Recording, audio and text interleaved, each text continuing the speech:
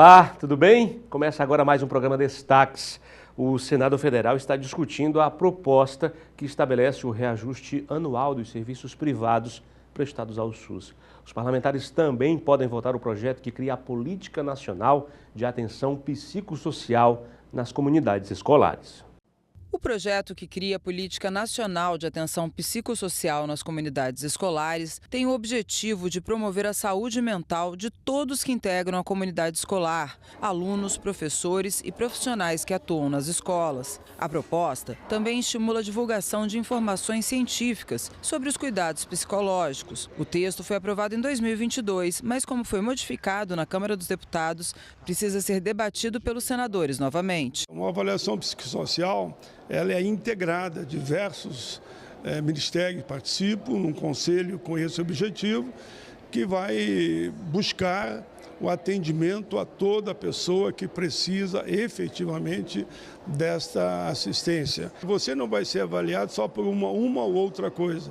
Tem demência, tem uma questão psicológica, tem uma questão física, tudo isso vai passar por essa avaliação coletiva de todos os setores para dar o atendimento que a pessoa mais precisa, seja criança, seja estudante ou seja uma pessoa adulta ou até mesmo idoso. O outro projeto na pauta possibilita ao Sistema Único de Saúde recorrer aos serviços privados, em especial os hospitais filantrópicos, para atender a população quando os recursos do SUS forem insuficientes. Os valores pagos pelo apoio dessas entidades de acordo com o Índice de Preços ao Consumidor, o IPCA. Normalmente a tabela do SUS é muito defasada, né?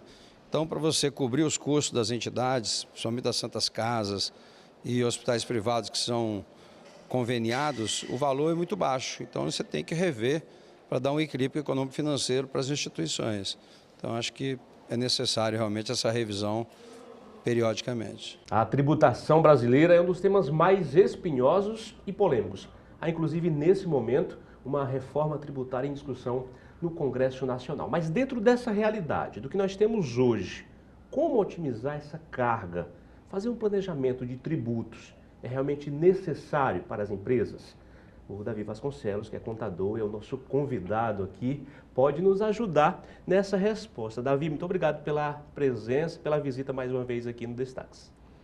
Eu que agradeço estar aqui no Destaques mais uma vez e falando de um tema muito importante, né, que é a tributação brasileira.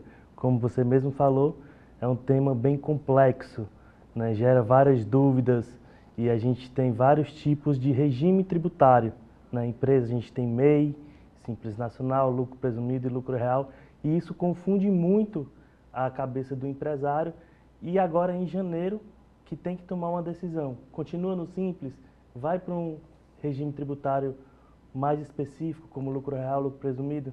Então o planejamento tributário está aí para ajudar nessa tomada de decisão. Tem muita gente que ainda deixa de lado, Davi, esse plano, esse planejamento. As pessoas muitas vezes ainda não sabem da importância dele? Isso. Muitas empresas trabalham o planejamento comercial, de vendas, o planejamento estratégico na parte ali da gestão da empresa e acaba deixando de lado o planejamento tributário. Mas ele é tão quão importante esses outros planejamentos. Por quê? Porque uma redução tributária coloca ali mais dinheiro em caixa, ele permanece o dinheiro em caixa. Em vez de sair para ir para o pagamento de tributo, o dinheiro fica em caixa onde você pode reinvestir, onde você pode estar alocando para outros investimentos na sua empresa. Então o planejamento tributário ainda tem muito disso, de ser uma coisa muito complexa e às vezes as empresas não se planejam, não realizam esse planejamento.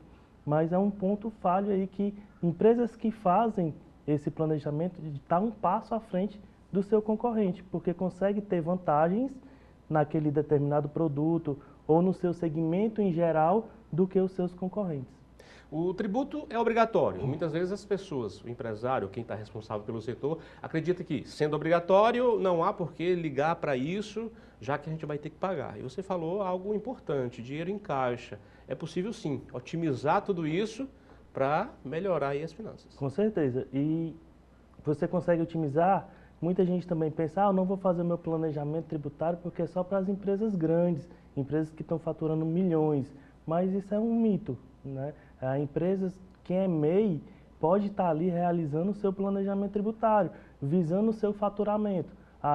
Esse ano eu vou atingir o limite do MEI, então já vou desenquadrar em janeiro, já vou procurar uma contabilidade, já vou procurar um advogado tributarista que possa me orientar nesse processo. Então, também quem é simples deixou de faturar, perdeu receita na pandemia, muitas empresas perderam receita e quem era simples voltou a ser MEI, também pode ser feito esse processo de avançar e também de retroagir um pouco, visando sempre a melhoria tributária, a questão de você pagar menos tributos dentro da lei. Olha, você representa uma empresa que tem muitos clientes, tem uma carteira imensa e de todos os tamanhos de clientes. Aí você fala com propriedade, né? Muitos pequenos já fazem esse planejamento, já tem essa informação importante ou essa formação. E é preciso que cada vez mais as pessoas tenham essa consciência. Isso, cada vez mais você tem que estar tratando sobre isso, estar analisando o seu tributo. Não é porque é uma coisa obrigatória que eu vou deixar de lado, só vou pagar e pronto. Não, a gente tem que ver, o nível de complexidade da tributação brasileira é altíssima. Então, a gente consegue trazer reduções tributárias e uma mudança de regime. Tem produtos que você estando ali no Simples Nacional, você paga o tributo sobre ele. Quando você troca de regime, você já deixa de pagar 2 tipos de produtos, PIS e COFINS, por exemplo. Quando é alíquota zero, você paga dentro do Simples Nacional. Quando você muda para um regime de lucro presumido ou lucro real, você consegue ali não estar realizando esse pagamento porque é um produto de alíquota zero. Então tem benefícios de você ficar no Simples e tem benefícios de você fazer essa mudança. Muitos empresários pensam, eu estou no Simples, é o melhor regime tributário para mim. Mas às vezes não é. Às vezes você está pagando mais imposto por você estar num regime simplificado. Quando você faz essa mudança, você paga menos imposto. Olha, ele nos deu aí alguns exemplos importantes, o que reforça a necessidade, a importância, na verdade, de alguém especialista. E aí muita gente, por ser complexo, busca sim empresas especializadas como a que você representa, outras não. Outras preferem ficar ali e fazer uma economia que, na verdade, não é economia. Esse investimento é importante no especialista, né, para ajudar nessa questão. Exato. Procurar pessoas que têm especialidade em tributos, tanto contadores como advogados, tributaristas também, para você ter ali, saber fazer o planejamento e fazer um planejamento correto, planejamento sério. Não adianta ser qualquer um. Né? Não adianta ser qualquer um, porque muitas vezes você faz ali um estudo, evita de pagar um tributo, mas isso está sendo de uma maneira equivocada, que lá na frente vai ter consequências gravíssimas. Exatamente, é um planejamento que deve ser feito de maneira correta para que você possa, lá na frente, como ele falou, não ter esse prejuízo e o que você pensou economizar, na verdade, está gastando muito mais. Há muitas dúvidas nessa temática, quem está nos assistindo, quem quiser encontrar você, sua equipe, como faz para encontrá-lo nas redes sociais? Pronto, pode seguir o nosso Instagram, que é Know-How Contabilidade, ou o meu também Instagram, Davi Vasconcelos, que você vai encontrar lá e a gente consegue bater um papo, tirar todas as dúvidas sobre esse planejamento tributário que é importantíssimo para a sua empresa, para qualquer empresa de qualquer tamanho. É importante estar observando isso, porque o mês de janeiro é um mês que tem que ser uma tomada de decisão, tem que tomar uma decisão e ele impacta o ano inteiro.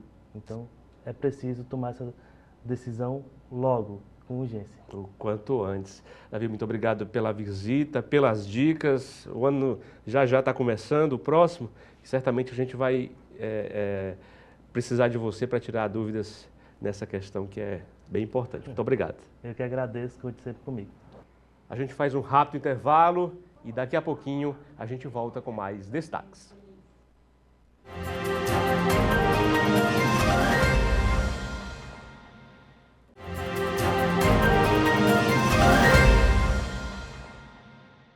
O nosso programa recebe Ian Corrêa, vice-presidente de operações do Grupo Aço Cearense, que lançou, olha só, esse que é Gestão da Inovação, Concepção e Implantação, uma proposta para acelerar a inovação em seu negócio. Ele escreveu em parceria com outro líder do grupo.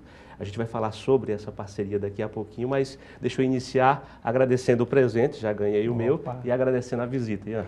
Olá, Denis. Prazer é meu de poder aqui estar conversando com vocês um pouquinho, né, com os telespectadores também, em relação à nossa obra, vamos chamar assim. Olha, quem escreve chama sempre de filho, né? É, exato. E você gerou esse filho em parceria com um amigo, outro líder do grupo. Queria que você falasse um pouquinho desse livro aqui. Então, pronto. Na verdade, como é que começou essa ideia? Inclusive, o outro autor é o Henrique Pereira, que trabalha lá com a gente, nosso gerente de inovação e excelência operacional dentro do Grupo Aço Cearense também. Mas começou a ideia seguinte, o Grupo Aço Cearense hoje, né, quer dizer, é uma empresa que mais de 4.500 colaboradores, nós temos 5 empresas de forma diferente, quer dizer, nós temos metalurgia, comercial, temos siderurgia, na parte florestal, então e o DNA dela sempre foi essa parte de inovação. E veio aquela situação do tipo, poxa, como é que a gente aproveita esse DNA de inovação, né, quer dizer, eu vi muito isso na minha cabeça, para poder colocar de uma forma estruturada. E via que, poxa, não tem uma receita, que inovação hoje nós não temos receita para poder fazer, como é que seria a inovação? Pega lá um conceito e coloca. E aí surgiu aquela ideia inicialmente de fazer assim, vou fazer um mestrado para poder entender do lado conceitual como é que é a parte de inovação. Né? Porque o que a gente se vê muito hoje em dia é inovação, todo mundo quer inovar, se fala muito em inovar, mas inovar por quê? Onde é que tem a grande probabilidade, por que tem que inovar? Tem que gerar resultado, tem que trazer um lado positivo para a gente. E eu também não queria sair também só para a parte, entendendo a parte empírica das empresas, como é que fizeram. Então, juntei a parte conceitual com a parte também acadêmica. Então, esse mestrado, inclusive também quem me deu muito apoio a poder fazer esse mestrado foi o Henrique, e ele disse assim, olha, como é que a gente pega os conceitos e traz para dentro da realidade? Então, o mestrado começou com esse objetivo, trazer algo que a gente pudesse implantar dentro do Grupo Aço Cearense para dentro de uma realidade utilizando os conceitos, né? Quer dizer, acadêmicos com conceitos práticos e que trouxesse a realidade. Então, surgiu desse lado, né? Mas o nosso objetivo principal era o quê? Era em relação ao programa de inovação dentro do Grupo Aço Cearense. Mas como a gente verificou que ele ficou bom, como várias empresas e várias pessoas nos questionavam, nos perguntavam muito como é que a gente tinha feito esse processo dentro do Grupo Aço Cearense, que veio aquela ideia do tipo, conhecimento não é para a gente guardar, conhecimento é para a gente compartilhar. Compartilhar, né? Então, por que nada melhor do que a gente poder pegar este livro e a gente poder fazer, quer dizer, pegar esse conhecimento e transcorrer isso aí dentro de um livro para a gente pudesse passar isso aí para as outras pessoas. Olha, a gente já começa a entender os bastidores de tudo isso.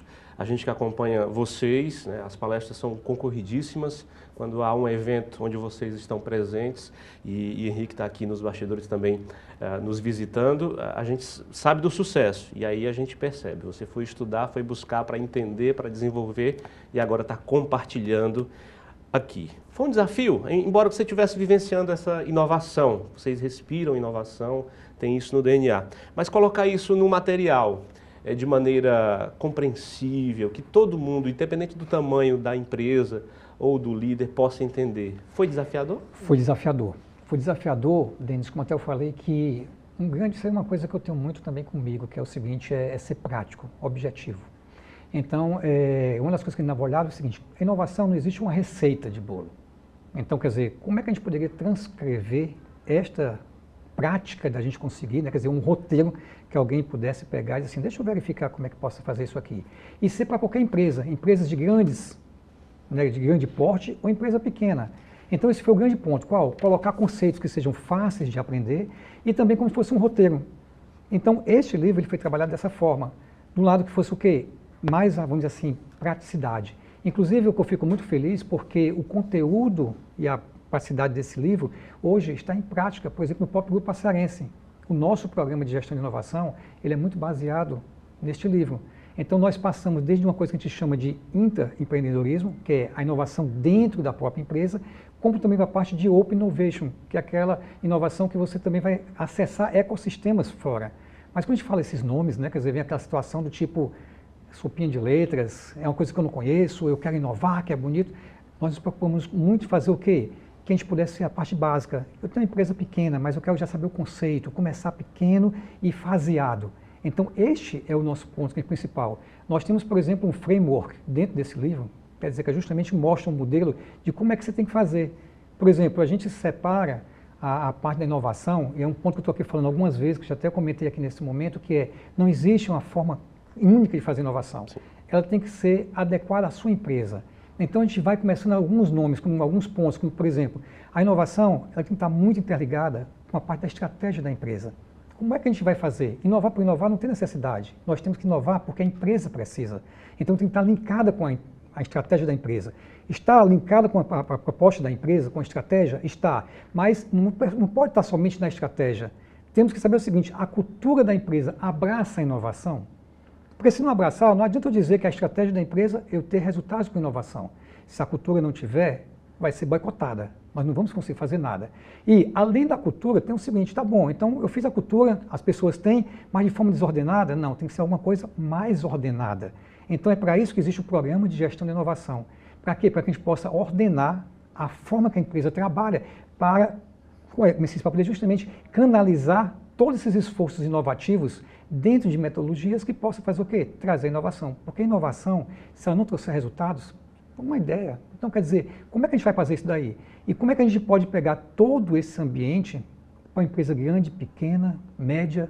Então, inclusive isso a gente separou. Separou, por exemplo, como é que a gente vai fazer isso dessa forma? Vamos trabalhar em formas segmentadas, que até no livro a gente aborda muito a parte de 4 dimensões. Então, quer dizer, essa parte de visão e direcionamento, quer dizer, o que é que a inovação vai trazer, o que é que eu quero trazer em cima dela. Tem a parte justamente de recursos e a parte de processos, quais são os processos que eu vou precisar fazer para a inovação fluir, e também a parte de cultura e engajamento. Quer dizer, então esse daqui, como é que eu vou fazer com que as pessoas, com nossos colaboradores entendam que aquilo é necessário. E por último, que é a parte justamente de recursos e infraestrutura. Quanto é que eu tenho que gastar? Quanto é que eu posso gastar? Então, isso aí tudinho, esses 4 aí, estão linkados também com, vamos dizer assim, 23 insights. Como são dicas do tipo assim, eu vou fazer um cheque, aquilo ali cabe na minha empresa? Não cabe, eu não vou por esse lado. Você está lembrando disso? Como é que faz? Então, é a maneira prática de você realmente, assim, tentar pegar todos esses conceitos de inovação, trazer para dentro de uma realidade dentro do livro, que seja bem prático. Você falou de colaboradores, não adianta realmente a gestão colocar e querer implementar se ela não envolver. É preciso que todo mundo possa compartilhar dessa vontade, desse dia a dia. Perfeito, até porque a inovação, um dos grandes pontos é o seguinte, é não ter medo de errar, é aceitar. Então você vai quebrando também alguns paradigmas, quer dizer, mas não é tipo assim, eu vou errar de forma proposital, tem que ser errar de forma responsável. Então, quer dizer, como é que você vai estimular isso na empresa? Como é que você vai estimular que as pessoas possam dar ideia não só da sua área, mas ideias de outras áreas? Por exemplo, uma das coisas que a gente fez muito dentro do próprio Grupo Assarense foi, aqui são os conceitos, são metodologias. Nós temos um grupo muito grande, então nós já nos preparamos para poder colocar plataformas digitais para que, por exemplo, nossos colaboradores que possam estar lá na Florestal, que é lá em Tocantins, ou na Siderúrgica, que é em Marabá, ou então aqui em Fortaleza, quer dizer, em qualquer lugar, ele pode acessar hoje o celular, ele pode acessar o computador e pode dar uma ideia que ele viu de alguma coisa, de algum processo da empresa. Então, quer dizer, é um colaborativo. E a gente se preocupou por quê? Porque eu também não podia dar justamente começando. Você tem que inovar, você tem que trazer ideias, dar sugestões, mas se não tiver também o quê? De como receber e ter a devolutiva para esses nossos colaboradores. Então, ele se sentir o quê?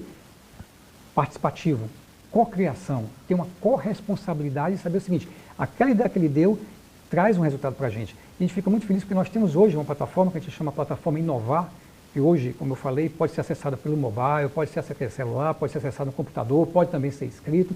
Então, todas essas ideias são catalogadas dentro do sistema, são aprovados, né, quer dizer, por dentro da empresa, Sim. Isso através de campanhas. Então, isso é uma forma de a gente fazer o quê? Incentivar os nossos colaboradores a fazer isso. E quem dá essas sugestões também recebe premiações. Nós temos um marketplace lá também, de tipo assim, quais são as ideias melhores, as mais inovadoras, as pessoas, para poder também sentir assim, também eu sou também premiado por essa situação.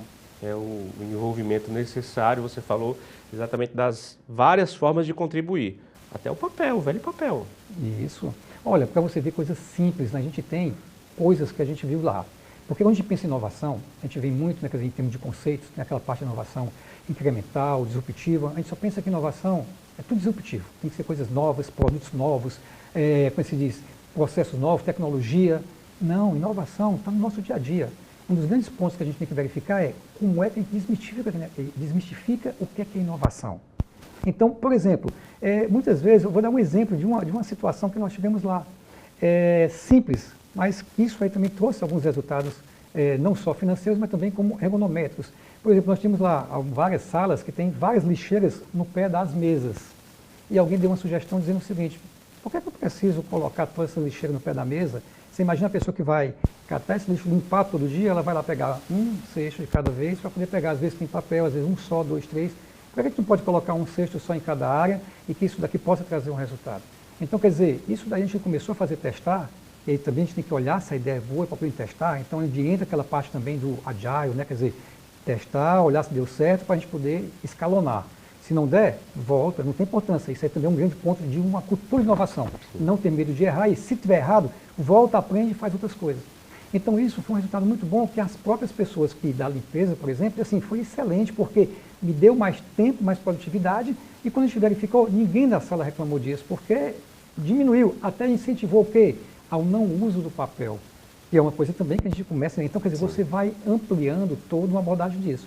Nós já temos outras ideias que já captaram, por exemplo, que é onde mudou maquinários mesmo, de ou segurança do trabalho, ou de produtividade. Então a gente começa a escalonar em várias partes da empresa. Então a inovação está no todo dia, é em processo, é em produtos, é a forma de atender o cliente. Então que é um grande ponto nosso, é o nosso jeito de ser também, como a gente chama muito lá nas Nobras, na Aço Cearense, na Grupo Cearense, é o nosso jeito de ser e fazer. Então o nosso fundador, né, quer dizer, o Marco Ferreira, o Grupo Açarense que é hoje, que desde o começo ele sempre foi inovador, ele fez essa parte, mas não pelo conceito, mas pelo DNA dele. Então a gente aproveita muito isso, vamos testando. Agora, um dos pontos que eu falo muito, que é muito importante, é não ter esse medo, assim, vamos começar, teve uma ideia, vamos testar, deu certo, ótimo, não deu, como a gente chama, pivota, né? Então a gente retorna, vamos ver o que deu errado, ou então descarta, ou então vai para esse processo. E está sendo muito bom a gente esse aprendizado dentro do grupo. Ian, estava observando também aqui sobre o início do livro, fala de avaliar mensalmente resultados. Isso é extremamente importante. Isso, até porque é o seguinte, aquilo que você não mensura, né, você não tem como controlar e tem que saber como é que você pode melhorar, né?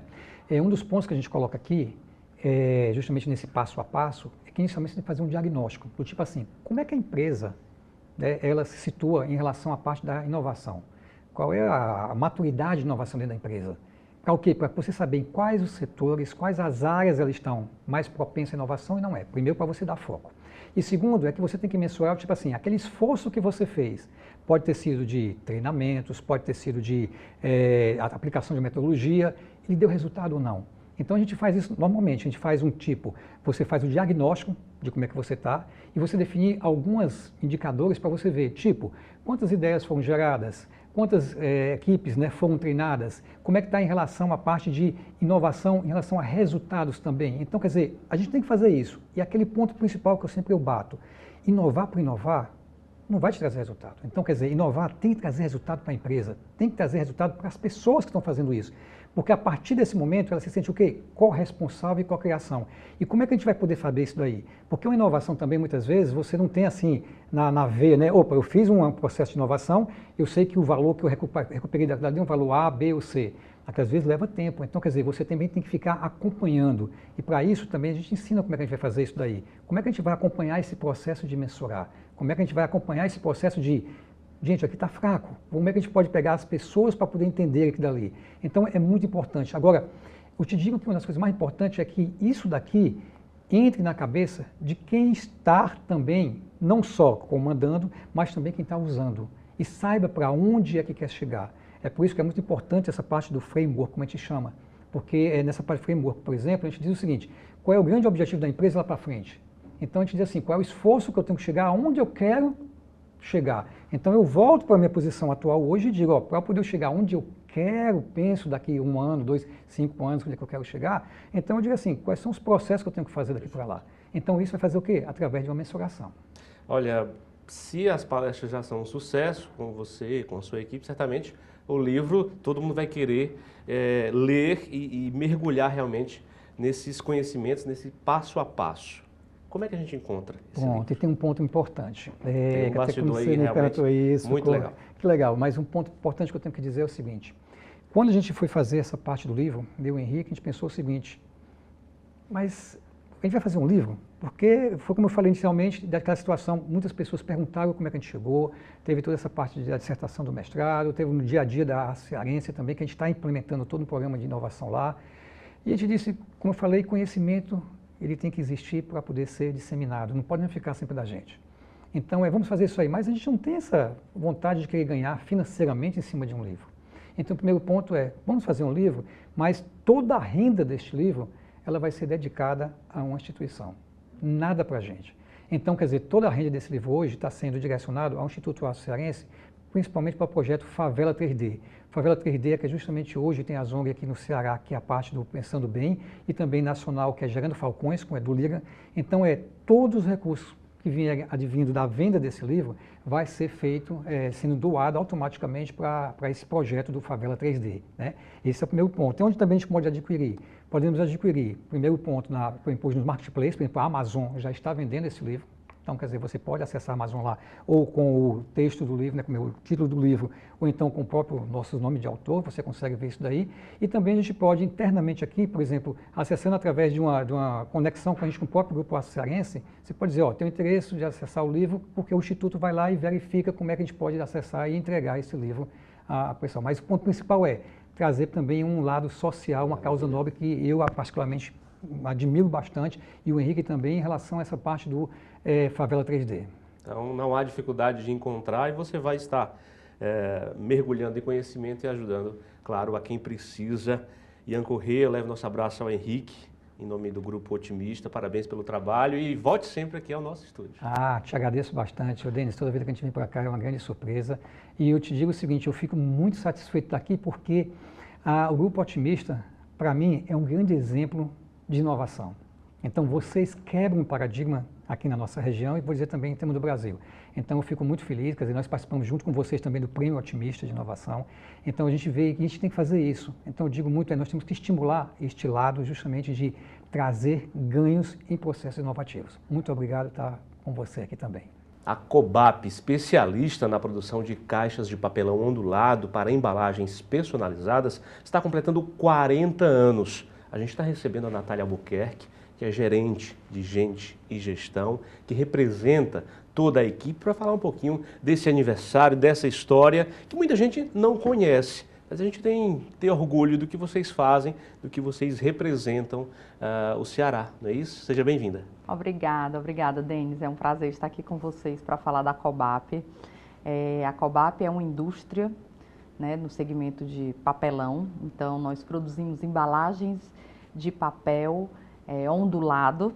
Estamos aí comemorando 40 anos de mercado. É um marco para a Cobap, porque a gente sabe que hoje, considerando o cenário econômico, o nosso país, todas as questões envolvidas, é um desafio uma empresa se manter em evolução, como a Cobap tem tido na sua história, inclusive na sua história recente, com diversos investimentos. Então, a Cobap, ela não só é uma empresa extremamente sólida, como é uma empresa que também está num crescimento acelerado, através de retrofit de máquina, modernização de máquinas, certificações. Isso tem colocado a Cobap num espaço muito interessante, como uma referência aqui, principalmente no Nordeste, no segmento de embalagens de papelão, e com o destaque principalmente para o fato da gente produzir um produto 100% sustentável, né? Então, nós temos aí no modelo de economia circular.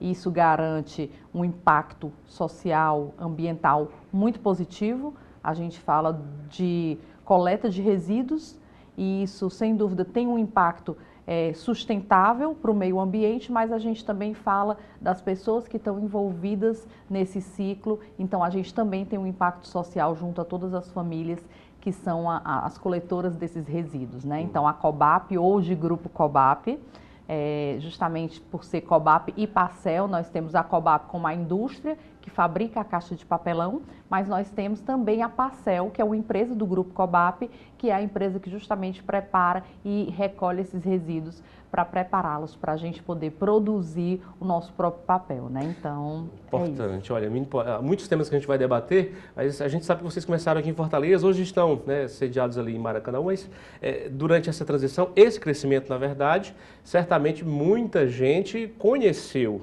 o produto de vocês, teve acesso, a gente teve acesso, mas não sabia, né, quem estava por trás. Na verdade, uma grande equipe, né, com um idealizador que depois começou a desenvolver esse projeto.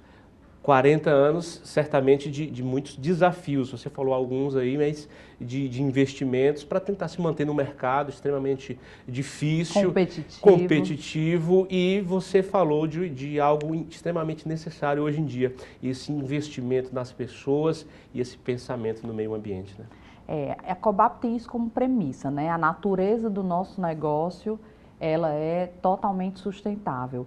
E veja que a gente está falando muito ultimamente em objetivos de desenvolvimento sustentável, a gente tem falado sobre ESG ou ESG, tem se falado muito sobre isso, só que eu estou falando de uma empresa que há 40 anos atrás, ela nasceu dentro desse cenário, então ela já nasceu dentro de um projeto de economia circular. Então veja como isso de fato faz parte da natureza da atividade da Cobap e isso tem sido um grande diferencial, né? Nosso papel ele é 100% reciclado.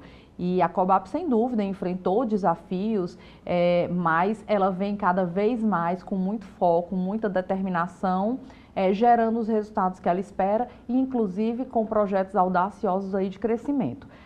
Vale ressaltar que a Cobap ela foi fundada em 1983. Estamos falando de uma empresa de 40 anos, fundada pelo Dr. Paulo Correia, que eu costumo dizer que é um visionário, porque há 40 anos atrás ele falava do que hoje todos os fóruns de meio ambiente estão falando, e a gente já estava inserido nesse contexto.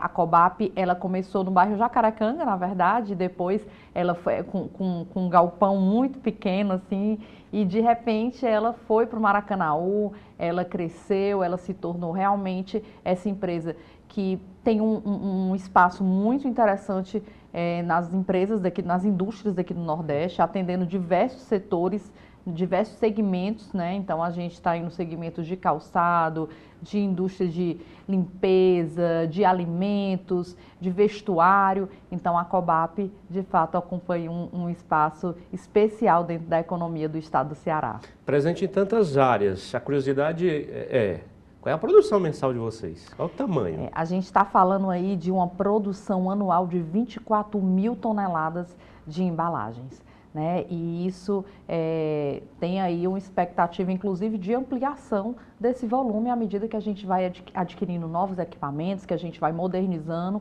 e potencializando a capacidade produtiva da nossa indústria. Hoje a Cobap, eu digo que a Cobap é uma empresa de origem familiar, mas uma empresa extremamente profissionalizada, né? Então, ela tem investido em capacitação, ela tem investido em estrutura, em processos de governança, para que, de fato, ela tenha, com essa profissionalização, todo o crescimento que ela espera. Então, a Cobap, ela foi fundada pelo Dr. Paulo Correia, no projeto de sucessão, a sua filha, Renata Correia, assumiu. A Renata Correia, ela assumiu há mais de 20 anos a Cobap, mas como presidente executiva, ela assumiu recentemente. E aí, numa linha de sucessão, ela dirige aí a empresa com todos os colaboradores e os stakeholders envolvidos nesse processo. Queria que você narrasse um pouquinho dos bastidores desse envolvimento das famílias, dessa economia circular, dessa participação realmente na comunidade desse negócio que representa tão bem aqui o nosso estado e a nossa gente. A Cobap, ela está inserida nesse modelo de economia circular porque a gente tem desde a coleta das aparas de papelão e a partir daí a gente começa toda a preparação para fazer o nosso papel, né? Então a gente produz o papel, a gente produz a cola, a gente produz as caixas, né? Tem todo um processo de onduladeira, de clichêria e alguns termos técnicos que não cabem aqui, mas aí a Cobap então ela garante esse ciclo. Com essa garantia desse ciclo, ela tem um envolvimento com a comunidade, não só com a comunidade ali no seu entorno, com diversas ações e projetos sociais dentro da cidade de Maracanaú, né? Dentro do distrito de Maracanaú, a gente tem aí um impacto social muito positivo e isso reflete nas ações que a gente faz voltadas para a comunidade. Isso reflete também nas mais de 2.000 famílias impactadas com a compra dessas aparas de papel. Então, existe realmente um impacto significativo e relevante da Cobap hoje no cenário. Olha, a gente que acompanha vocês nas redes sociais percebe o orgulho que tem quanto às certificações São muitas, né? São muitas certificações e buscando mais, né? Então, a gente tem aí a ISO 9001, a gente tem a FSC, que é uma certificação super importante, internacional, inclusive. Nós temos aí, buscando aí certificações como ISO 4001, ISO 45001. A gente tem também um outro aspecto muito importante, que é um compromisso que a gente assumiu recentemente com a ONU, né, que é do Pacto Global. Então, nosso compromisso público aí com os Objetivos de Desenvolvimento Sustentável também faz parte aí do nosso panorama e buscar certificações, na verdade, é como se a gente conseguisse garantir uma transparência de tudo aquilo que já faz parte da natureza da atividade da Cobap. Olha, a gente aqui da TV Otimista, do Grupo Otimista, na verdade, tem muito orgulho de conversar com as pessoas, de divulgar realmente histórias de sucesso, principalmente de empresas e famílias que têm esse pensamento no outro, no social, no meio ambiente, que tem essa visão de governança, do social, de tudo isso. E estamos aqui parabenizando você, que você leve o recado a toda a equipe, a direção, pelos 40 anos aí de história e de trabalho. Eu que agradeço a oportunidade de estar falando um pouquinho da Cobap para que as pessoas conheçam. Quem não conhece, acesse nossas redes sociais. Estamos aí e temos aí um futuro muito, muito brilhante pela frente e a Cobap trabalha por um mundo melhor. Aí, bate-papo importante, muito bom, mas a gente tem que fazer uma pausa. Destaques, vai para o intervalo e daqui a pouquinho tá de volta.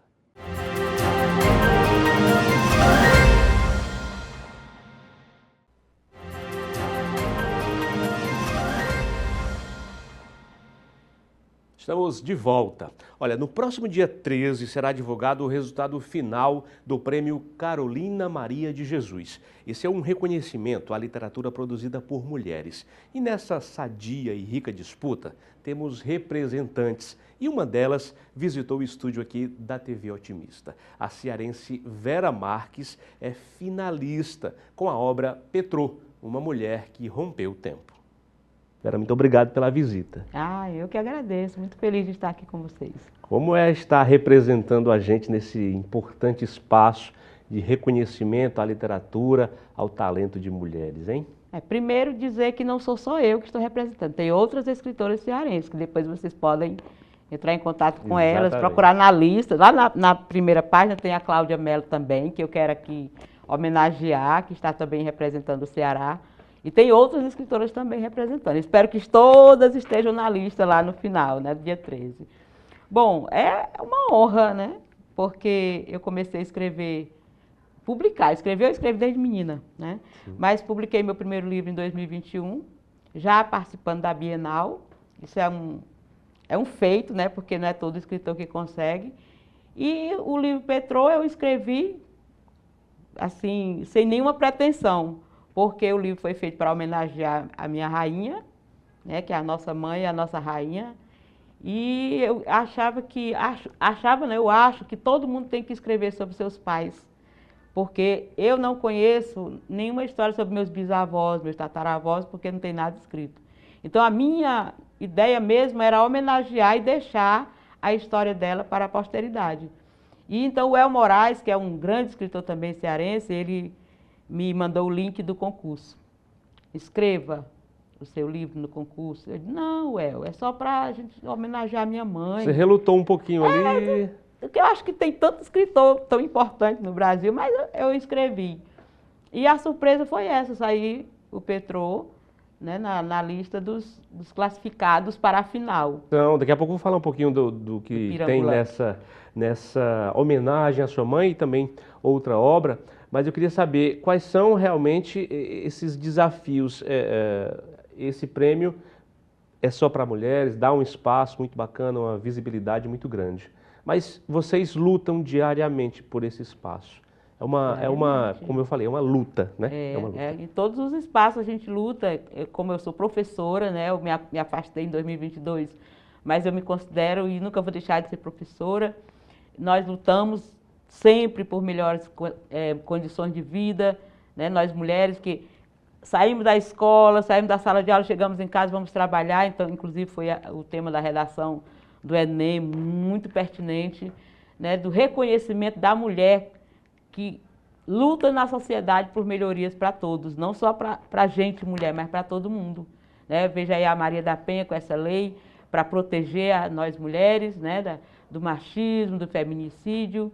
Então, as mulheres, elas estão cada dia mais, cada vez mais, procurando lutar pelo país. Não é só por nós mulheres, né? É uma luta pelo país. Né?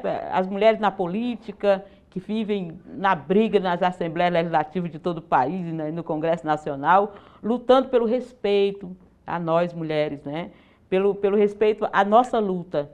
Que não é um mimimi, como muitos dizem, não é mimimi, porque todo mundo, só porque eu sou mulher, sou negra, sou pobre, não é mimimi, é uma luta para melhorar a qualidade de vida de todos nesse país. A mulher está na luta, não é só por mulher, por ser mulher, mas é na luta por melhoria de qualidade de vida para todos.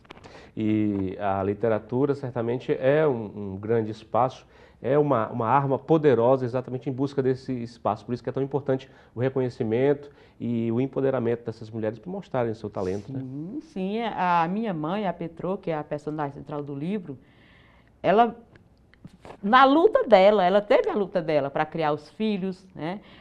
Para que estudassem. Ela sempre dizia, quando perguntava, Dona Maria, por que a senhora veio do interior? Porque as pessoas, vem do interior, já viu, né? Não, eu vim aqui, não é porque eu estivesse passando fome no interior, não. Porque no interior a gente tem dificuldade, mas não passa fome.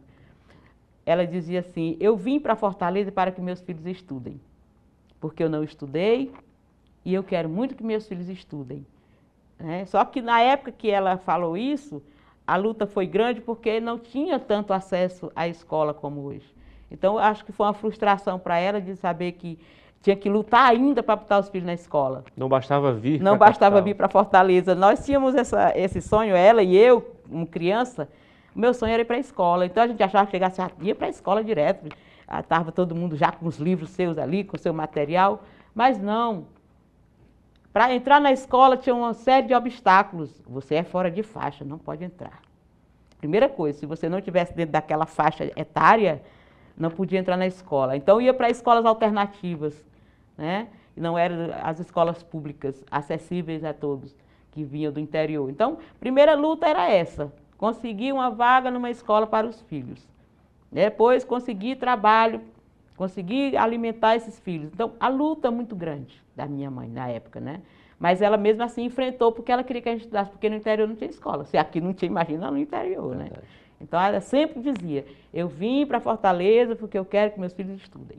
A resposta que ela dava para todos que perguntavam. E certamente, quando você faz essa homenagem contando a história da sua mãe, muita gente está se reconhecendo nessa história, porque foi a luta de gerações. Né? Olha, todos os livros que eu estou escrevendo, e eu estou escrevendo muitos outros, quando acabar toda essa emoção, esse frisson desse concurso, aí eu vou retornar para o computador para escrever, são reflexões, serve para todos.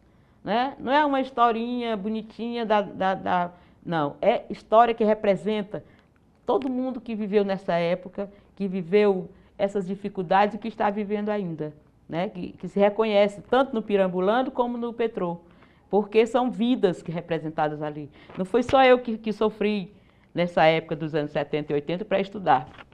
Foi uma sociedade inteira, porque nós víamos o tanto do analfabetismo que era neste país nessa época, né? Era um alto grau, acho que mais de 40% de pessoas não sabiam ler nem escrever. Não era analfabetismo que se diz funcional, era analfabetismo mesmo, de não saber nem escrever o nome. Então, quando eu escrevo sobre essas coisas, eu não estou falando só de mim, estou falando de todo mundo que passou e que passa por todas as dificuldades para poder ter alguma coisa. Não é crescer e ter sucesso na vida, não é ter alguma coisa. Né? É o menino que sonha ir para a faculdade para arranjar um bom emprego, para ainda ajudar a mãe.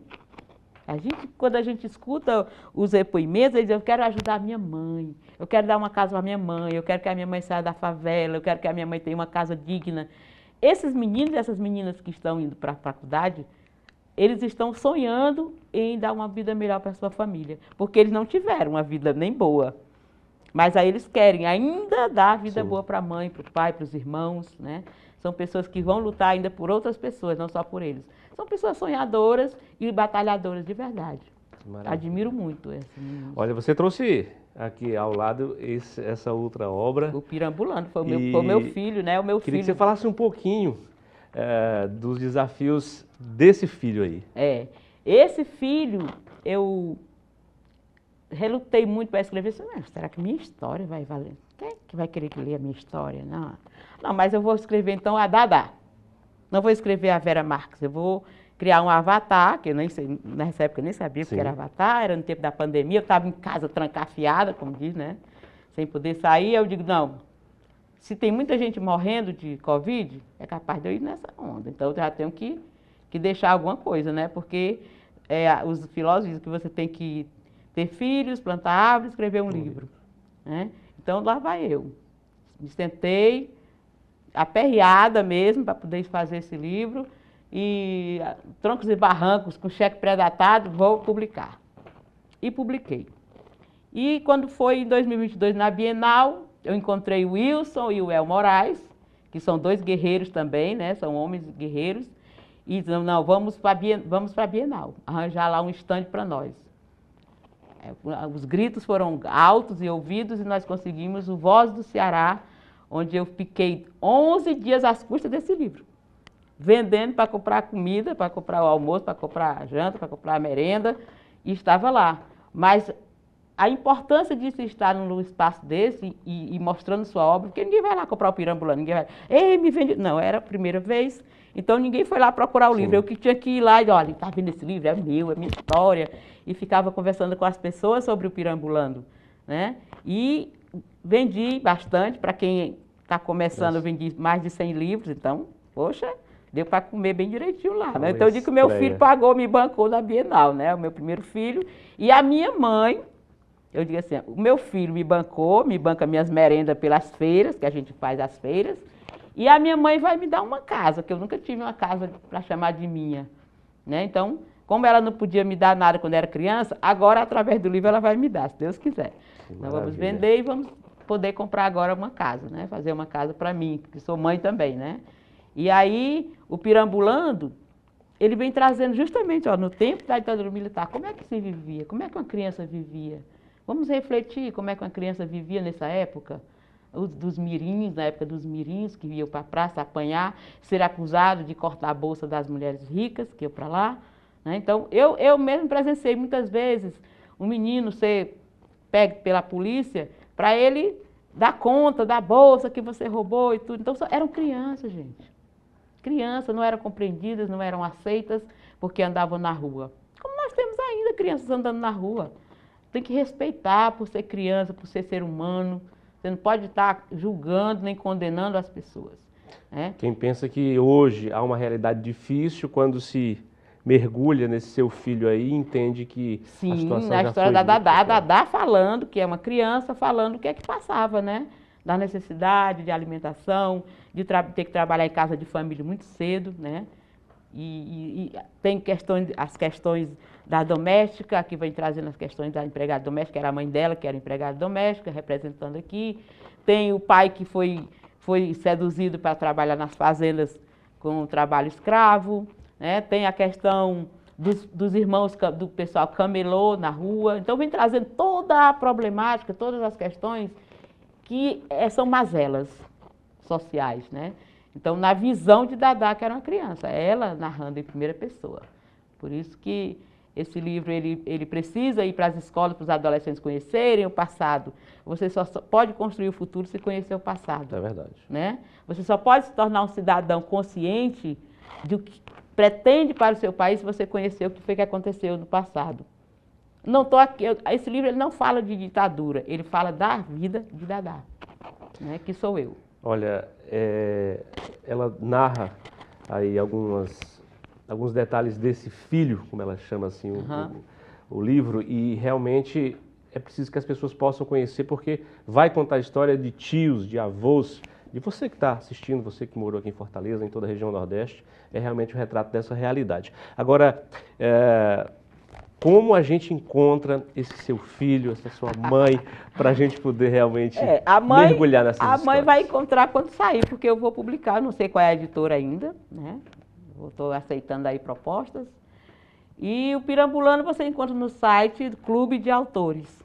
né? www.clubedeautores.com.br, e ele está também em e-book, né? no site. Bem baratinho, né? Mas em conta. Eu vou querer no futuro baratear muito esse livro, talvez até distribuir, porque eu já paguei, né? Então, a ideia é que o livro se torne muito barato para as pessoas poderem ler até de graça. Sim. Quem sabe, né? Ele vai estar nas mãos dos estudantes, para todo mundo conhecer a história de Dadá. E muitas pessoas que já leram vêm para mim chorando, dizendo, é a minha história, mulher. As mulheres que leram, é a minha história, mulher, da minha idade, se reconhece. E os filhos dizem, a minha mãe morou no Pirambu. Né? Olha, eu quero esse livro para dar para minha mãe, porque ela morou no Pirambu. Mas nós temos muitos bairros que representam, que são como o Pirambu, né? Em Fortaleza. Verdade. Que são desprezados, que são... Eu não vou dizer o nome da loja, mas eu estive na loja um dia desses, e tinha um vendedor que viu um rapazinho entrando, um rapaz de pele preta, cabelo black tie, e ele olhando as araras da loja, né? Olhando as camisetas, aquelas camisetas bonitas, de marca. E aí ele, naquele aparelho que eles usam, walkie-talkie, né? Walkie-talkie que eles usam para se comunicar, ele disse, ei, cara, presta atenção nesse cara que entrou aí, que ele parece ser do Bom Jardim. E eu me irritei, né? Como assim? Você está desconfiando do rapaz e ainda desconfia do bairro Bom Jardim, onde tem médico que mora lá, tem professor que mora lá, tem advogado. Quem sabe esse rapaz é filho de alguma professora, de algum advogado, de algum médico. E eu botei o rapaz para refletir, né?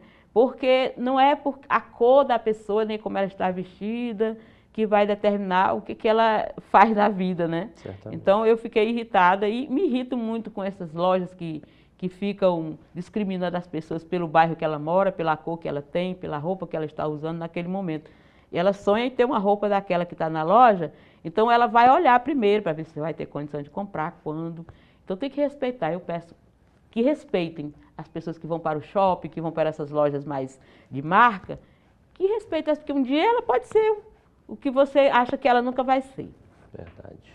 Olha, Vera, foi um prazer conversar com você. Prazer e espero que no dia 13 o seu nome de outra cearense esteja realmente lá, para que a gente possa cada vez mais abrir espaço para essas mulheres.